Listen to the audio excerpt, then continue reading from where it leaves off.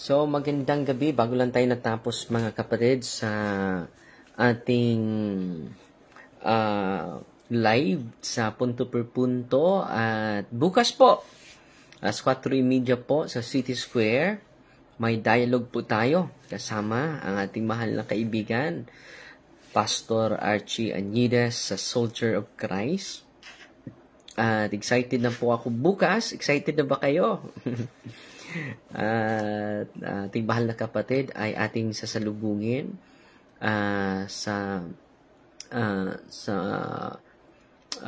with great respect and veneration sa ating mahal na kapatid Pastor Archie. Bukas po at Bible month po ngayon.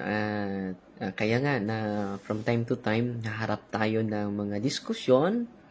At ako po ay lubos na nisiyahan na may mga kapatid natin na mga pastor na punong-puno na niyang pag-ibig. Punong-puno ng pag-ibig sa salita ng Diyos. At ating haharapin sila.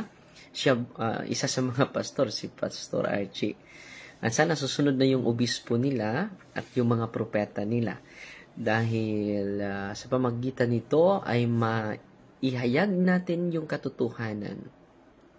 Yung dalisay na turo ng simbahan. Mag-live po ako bukas po sa atin mismong Facebook account. I-live natin yan. At excited na po ako. Parang gusto ko na exchange of ideas. Pero yung ideas natin ay base talaga sa katotohanan, hindi lang sa personal ko na unawa, kundi sa katotohanan na galing sa ating Panginoong Hesukristo. So, excited, no? Nag-sacramental blessing ka na po ba? Tapos na po. Bago lang ako natapos. So, pumasok ako sa punto per punto YouTube channel natin. Ngayon lang po ako natapos. At quick live lang sa ating gagawin bukas. Excited po ako. Meron na tayong malakas na sound system na gagamitin. At meron na ding rules, no? Parang hindi sisigaw ang ating mahal na kapatid. At maging mahinahon. Dahil kapag nandyan sa maraming tao, ay sa obserbasyon natin sa kanya, ay sigaw ng sigaw. Pero may rules na po. May moderator po tayo. 2 moderator. Si Pastor Abayinting. Moderator din natin. Kinukuha ni Pastor Añides. At si Fidel Coritico sa Loon, Bohol.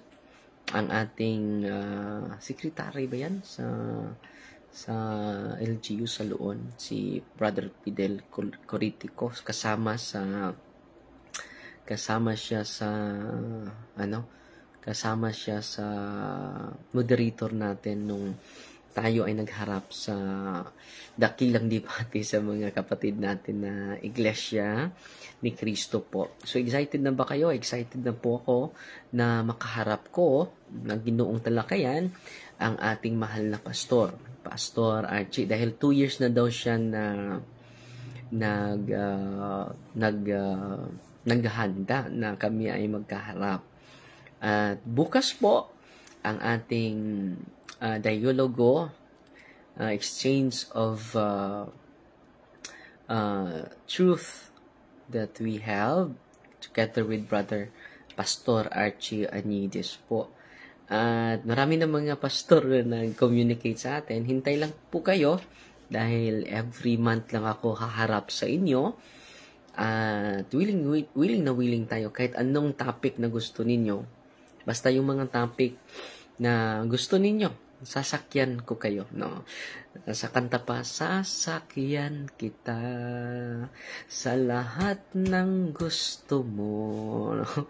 Parang wala nang dahilan. No? Meron ding nag-communicate sa atin na isang pastor siguro, hindi ko pa kabisado, sa Common Sense TV o Common Sense Ministry ba yun, na pabatanayan ko na ang Catechism of the Catholic Church ay equivalent sa salita ng Diyos. No? Yes, equivalent yan. Dahil magisterium po yan. Hindi yan basta-basta po. No? Hindi yan basta-basta po. yung Catechism of the Catholic. Maganda po yan dahil hindi yan karaniwan na mga topic sa diskusyon. So, gustong-gusto ko po yan. No? At sana, nag-communicate ka na ni Brother Caloy, ating mahal na presidente sa Diocese of Tagbilaran dahil siya ang gagawan ng mga communication sa inyo. Just contact Kenneth Abuyabor po. Dahil siya ang magsagawa at mag-communicate sa inyo, ang ating mahal na presidente sa Diocese of Tagbilaran, Catholic Faith Defender po. At yan ang dapat nating gagawin, mga kapatid. At excited na po ako. Akala ko Lunes na ngayon, no? Hindi pala, linggo pala ngayon. So, excited po tayo na makaharap ang ating mahal na kaibigan, Pastor Archie Añides. At sana yung mga kasamahan niya, isa-isa, haharap sa atin ng maginoong talakayan. Hindi po ito bastusan, hindi po ito pasikatay, kundi with a humble heart. Fighty Maria with a humble heart po. Sa buong pakumbaba at buong tapang, haharapin natin ang ating mga mahal na kaibigan. With great love, with fervor. No? With great fervor, mga kapatid. Ating haharapin ang ating mga mahal na mga pastor, kahit ano pang topic na gusto nila, sasakyan kita. No? Sasakyan kita sa lahat ng gusto mo. No? Sasabayan natin, no? Kung anong gusto nila. At ito po yung gusto na topic ni Pastor Archie. Sasakyan natin. No? Sasakyan natin. Susundan natin ang ating mga mahal na kaibigan. Pero, ginagamit din sila sa Diyos dahil sa pamagitan nila, mga kapatid, atin pang ma-clarify yung ating aral. At sa pag-clarify sa ating aral na marami ng mga Katoliko na lilito sa ating aral, sa pamagitan nito, mga kapatid, ay mabigyan natin sila ng kaliwanagan sa kanilang puso at isipan, mga kapatid. Kaya nga, from time to time, nagla-live tayo, kahit saan tayo pupunta, kahit saan tayo maabutan, nagla-live tayo to strengthen the faith of the Catholic faith. Malakas naman ito, matibay naman ito. Pero tayo na nasa ilalim nito ay pwedeng mga inosente. Hindi matatag yung doctrinal foundation natin. So, sa pamagitan ng bakbakan, no, ng katotohanan, mga kapatid,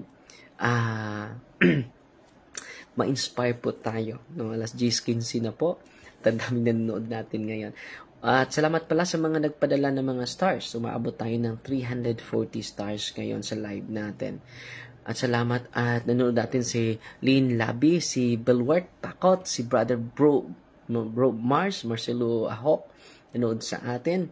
Ang daming nanood natin ngayon. So, excited na ba kayo? Excited po ako sa ating labanan bukas. Okay? Fighty Maria, tatak CFD with a humbled heart po. Good night po. Good night. Good night po sa inyong lahat.